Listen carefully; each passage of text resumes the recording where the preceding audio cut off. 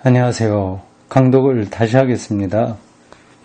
오늘은 우리가 읽어야 될 책 128쪽입니다.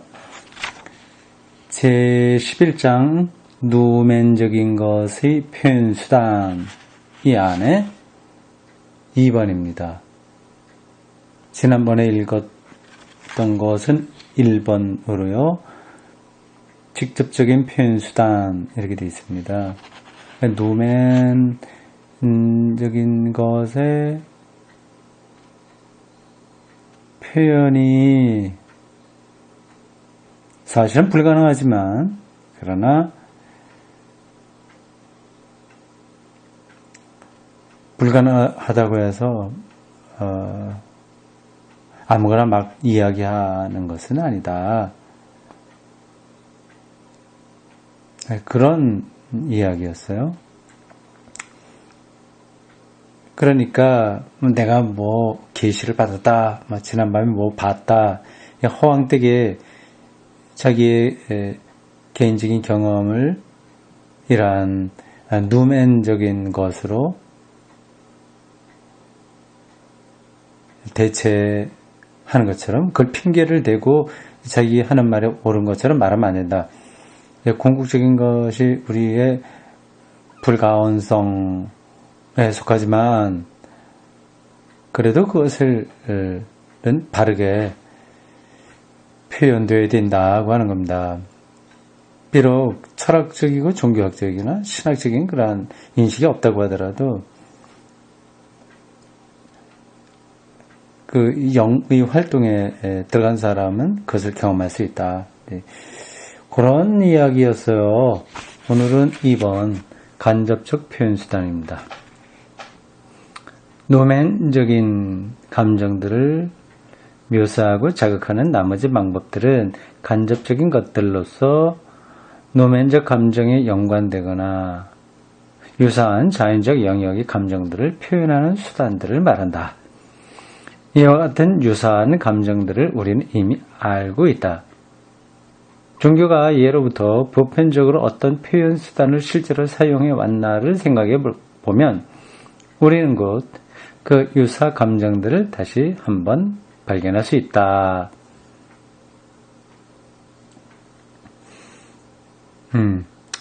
유사한 감정들이 뭐냐 하는 거죠. 기억. 아주 당연하게도 가장 원시적 표현 수단 중에 하나는 후에 점점 더 불충분한 것으로 느껴졌고 결국 품이 없는 것으로 배척되었지만 공포적인 것, 놀라게 하는 것, 심지어 소름이 끼치게 하는 것들이었다. 이 이야기도 이 책 앞부분에서 했던 거, 그쵸? 쭉 책 읽기를 따라서 하신 분들은 좀 기억이 날 겁니다. 근원적인 것은 아니지만 유사하게 누멘적인 어떤 경험이 나타나는 그런 것을 설명하고 있는 거예요. 직접적인 거룩한 두려움, 하나님 경험 그런 건 아니고 뭐 귀신이다, 뭐 이런 쪽으로 느끼는 어떤 것들이지 않습니까? 그 앞에서도 공포를 느끼잖아요. 그런 것들이 유사감정이라고 하는 겁니다. 이들에 상응하는 감정은 두려움, 트레멘둠의 감정과 매우 유사하므로 그 감정들을 표현하는 수단은 직접적으로 표현할 수 없는 누멘적 두려움의 간접적 표현 수단들이 되는 것이다.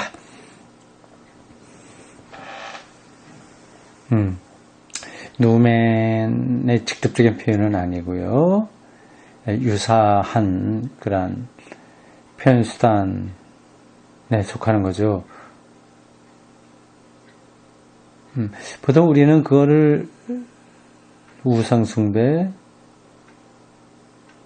우리 성서적이고 기독교적인 그런 고백이 아니라면 좀 우리가 비판적으로 보잖아요.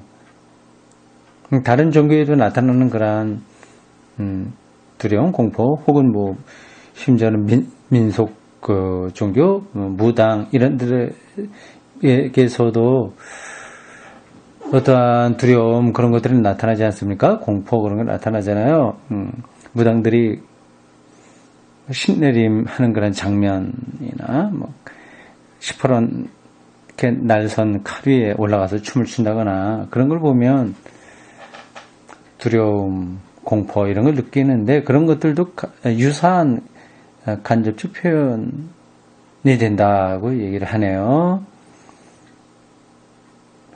이런 것들이 신학적으로는 그렇게 확 이렇게 용납될 수 있는 건 아니에요. 그러나 종교학자의 입장에서는 이제 용납될 수 있는, 받아들여질 수 있는 그런 어떤 거죠. 계속하겠습니다. 오늘날 종종 우리에게도 그렇게 다시요. 오늘날 종종 우리들에게 그렇게도 거부 반응을 자아내는 원시적인 신들의 형상들과 모습에 나타난 끔찍할 정도의 공포성은 오늘날에 있어서도 원시인들과 소박한 사람들에게는 물론이요. 때로는 우리들 자신에게도 진정한 종교적 두려움의 감정을 자극하는 작용을 한다. 네. 우리들에게 거부 반응을 나타내는 원시인들, 원시적인 신 경험, 그렇게 표현하잖아요. 바로 제가 말씀드린 그런 겁니다.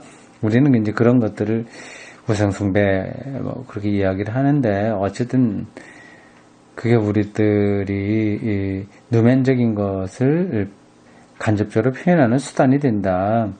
얘기입니다. 괄호 열고 이렇게 더 보충 설명되어 있습니다. 그러기에 종교적 두려움은 또한 인간의 환상과 묘사 가운데서 가장 공포적인 것을 산출하게 하는 가장 강한 자극제가 되기도 하는 것이다. 딱딱하고 엄하고 다소 무서운 듯한 고대 비잔틴 미술의 마돈나 상들은 라파엘의 사랑스러운 마돈나 상들보다도 많은 기독교 신자들의 신앙심을 자아낸다. 이 마돈나상이 두 가지 전통이 있군요.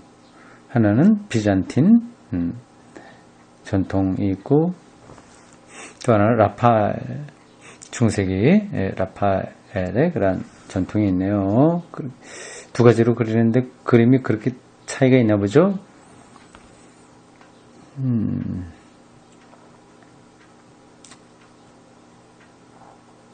네. 이러한 특징은 인도의 몇몇 신의 형상들 가운데서 아주 독특하게 찾아볼 수 있다. 벵갈 지방의 위대한 어머니이며 그의 숭배는 가장 심오한 신앙적 두려움의 구름으로 덮이기도 한 여신 두르가는 경전상의 묘사에 의할 것 같으면 참으로 한 악마의 희화로 나타난다. 이러한 가공할 만한 공포성과 최고의 신성성의 혼합이 바가바트 기타의 11장에서만큼 순수한 형태로 연구될 수 있는 것은 없다. 바가바트 기타요. 이게 인도 신비주의의 경전이죠. 저는 뭐 읽어보질 못했네요. 그를 믿는 자들에게 있어서는 바로 선 자체인 비슈누는 거기서 아르주나에게 그의 본래적인 신성의 높음 가운데서 나타나 보인다. 시인의 마음은 그것을 표현하는 수단으로서 우선 단지 가공스러운 것, 물론 동시에 우리가 곧 얘기할 장엄성의 요소로 침투되어 있지만 그러한 가공스러운 것만을 들고 있는 것이다.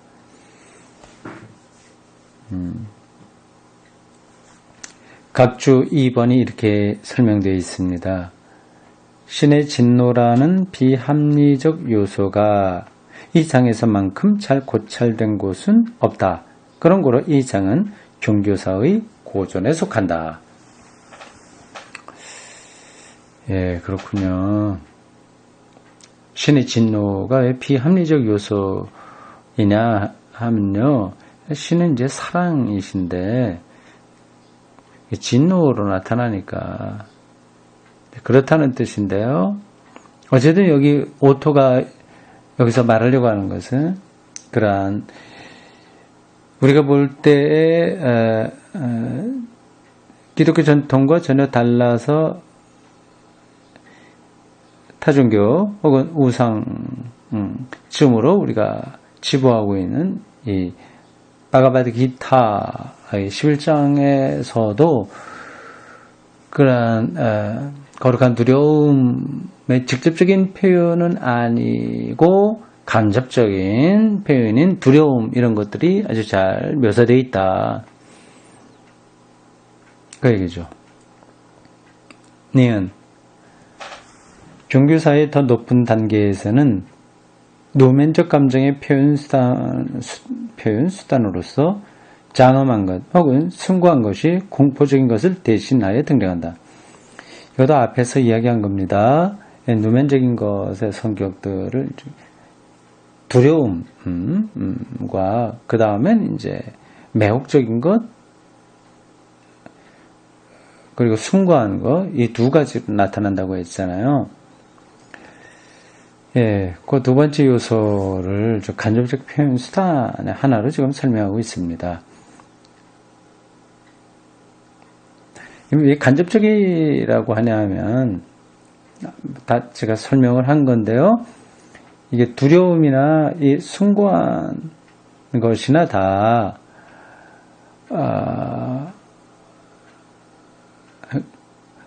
누멘적인 누멘 근본에서 나온 게 아니라 좀 약간 옆으로 비슷하게 나타난 것이기 때문에 그렇습니다.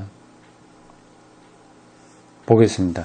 우리는 그것을 이사야서 6장에서 더할 나위 없는 형태로 발견하게 된다. 높은 보좌와 왕과 같은 자태, 성전에 가득 찬 그의 옷자락과 그를 둘러싼 천사들의 조복, 이 모든 것이 숭고한 감정을 나타내고 있는 것이다. 공포적인 것은 점차 극복되는 반면 숭고한 것과의 결합과 이에 따른 도식화는 지속되며 이 도식화는 종교적 감정의 가장 높은 형태에 이르기까지 적당한 것으로 유지된다. 이것은 곧 누면적인 것과 숭고한 것 사이에는 단순한 우연적 유사성 이상의 숨겨진 상속성의 관계가 존재한다는 암시이다. 칸트의 판단력 비판도 이 점에 대해서 원격적인 증언을 하고 있는 것이다. 이 번역의 글이라서 조금 자연스럽게 들리진 않죠.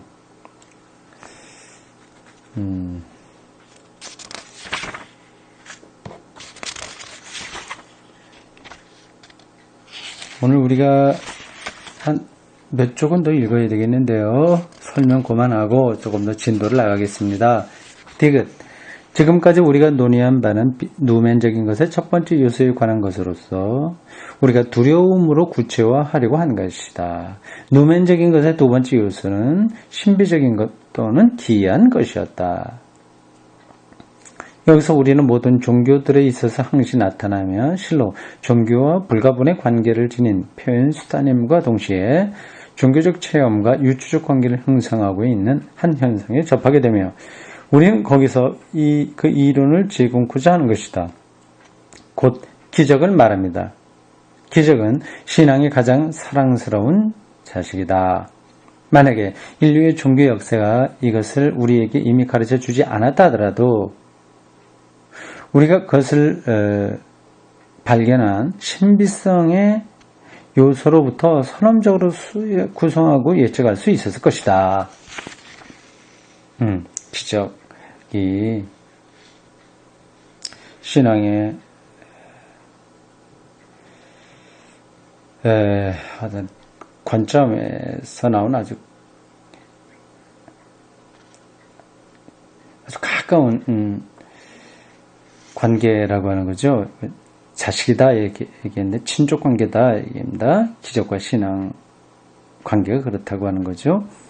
왜냐하면 비록 자연적이긴 하나 이해되지 않은 것, 익숙하지 않은 것, 수수께끼 같은 것 이것이 우리에게 어디서 어떻게 오든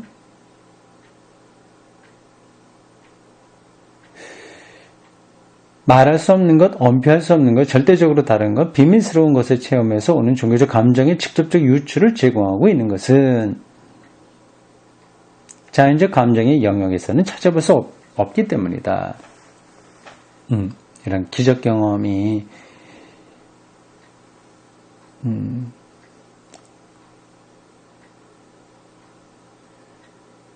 우리에게 그러한 말할 수도 없는 것, 아주 비밀스러운 그러한 것을 경험하게 한다고 하는 거죠. 불가해적인 것 가운데서도 특히 위력과 공포를 지닌 것은 더욱 그렇다.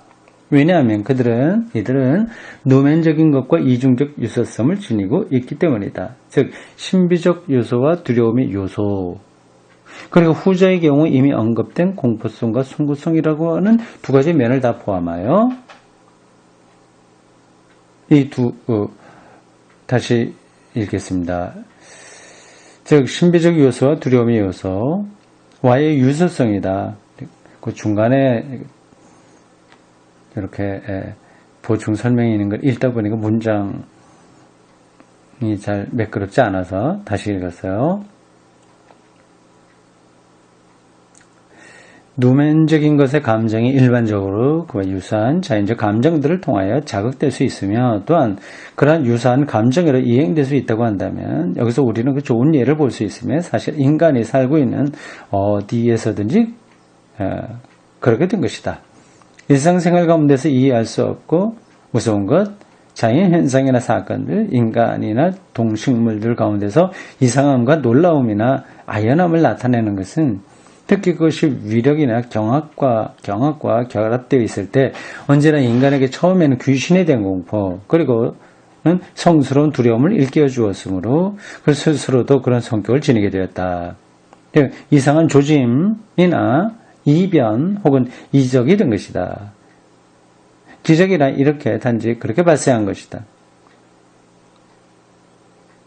결국 거룩함의 경험으로 간다고 하는 거죠. 그리고 거꾸로 위에서 우리가 본 대로 마치 두려움의 요소가 우리의 환상과 묘사에 있어서 공포적인 것을 표현 수단으로 선택하거나 아니면 그것을 창출해내는 자극이 되었듯이 신비적인 요소는 소박한 상상력으로 하여금 기적을 기대하고 창출하고 이야기하도록 하는 자극이 되었고 동화, 신화, 설화, 전설 등의 끊임없는 창안에 있어서 지칠 줄 모르는 원동력이 되었다. 신비적인 것은 의례와 예배의식에도 침투하여 오늘날에도 소박한 사람들에게는 이야기와 예배의식 가운데서 종교적 감정을 살아있게 유지하는 가장 강한 요인이 되고 있는 것이다. 그러나 보다 높은 발전의 단계로 진전됨에 따라 공포성이라는 원시적 도식이 제거되고 숭고함이라고 하는 진정한 도식에 의하여 대치되듯이 신비한 것의 경우에도 역시 정화된 단계에서는 단순한 외적인 유사성에 따른 도식, 즉 기적은 퇴색하며 제거된다. 그리하여 그리스도나 모하멧이나 불타는 한결같이 이적의 행자가 되기를 거부했으며 루터는 외적인 기적을 요술이나 아이들 위한 과자와 사탕으로 평가자로 시켜버린 것이다. 그런 기적에 대한 경험, 이제 출발점을 될 수 있긴 있지만, 거룩함에 대한 경험으로 가게 되면 그건 축소되어 버린다고 하는 겁니다.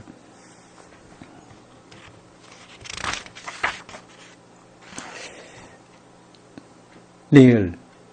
우리는 말하기를 진정으로 신비적인 것은 단순히 이해되지 못한 것 이상이라고 했다. 옳죠. 다시요. 우리는 밑줄을 그어야 되겠네요. 우리는 말하기를 진정으로 신비적인 것은 단순히 이해되지 못한 것 이상이라고 했다. 그러나 이 양자 사이에는 신비적인 것과 이해되지 못한 것, 양자 사이에 하나의 유추가 성립하며 이 유추는 처음에는 이상하게 보이지만 전에 언급한 상호 인력의 법칙에 의해서 곧 이해될 수 있는 현상들 사이에서 작용하고 있는 유추다. 예를 들어서 할렐루야나 귀리의 엘레이송이나 셀라 같은 말, 더 나아가서 성서나 찬송가 같은 데 나오는 고대인들도 알지 못하는 표현들과 이질적인 어법, 아니 심지어 반침 혹은 전혀 알아듣지 못하게 된 예배 의식의 언어가 우리의 경건성을 감소시키는커녕 오히려 고조시키며 특별히 엄숙하게 느껴지고 사랑을 받는 까닭은 무엇인가? 그런 툭 튀어나오는 어떤 거룩한 경험에 의한 외침 이런 것들이 우리의 신앙을 더 깊이 있게 한다고죠. 그것은 호고성 때문인가? 호고성이 뭐예요? 이 말은 우리말 같지도 않은데 지금 이 독일어로 찾아보기 그렇고 넘어가겠습니다. 그래서 호고성 때문인가? 아니면 전통의 맹목적 집착 때문인가? 분명히 그렇지 않다. 참다운 이유는 그런 것들을 통해서 신비적인 것과 전혀 다른 것에 대한 감정이 일깨워지고, 그렇죠? 이러한 감정이 그들의 부착되어 있다는 사실에서 찾아져야 할 것이다. 할렐루야, 아멘, 키리엘레송 이런 것들이 전혀 다른 것, 거룩한 두려움, 신비적인 것에 연결되어 있기 때문에 예배에서도 그것이 우리들에게 경건한 경험을 하게 한다고 하는 겁니다. 순박한 가톨릭 신자들이 필요악으로서가 아니라 특별히 성스러운 것으로 느끼는 미사에서 사용하는 라틴어, 러시아 종교에서 종교의 전류에서 사용되는 고슬라브어, 옛날 슬라브어, 우리들 자신의 예배에서 사용하고 있는 루터의 독일어, 그리고 중국과 일본의 불교 예식에서 사용하는 버머, 호모의 제사 의식에서 사용되는 신들의 언어 등 다른 많은 것들이 이러한 예에 속하는 것이다.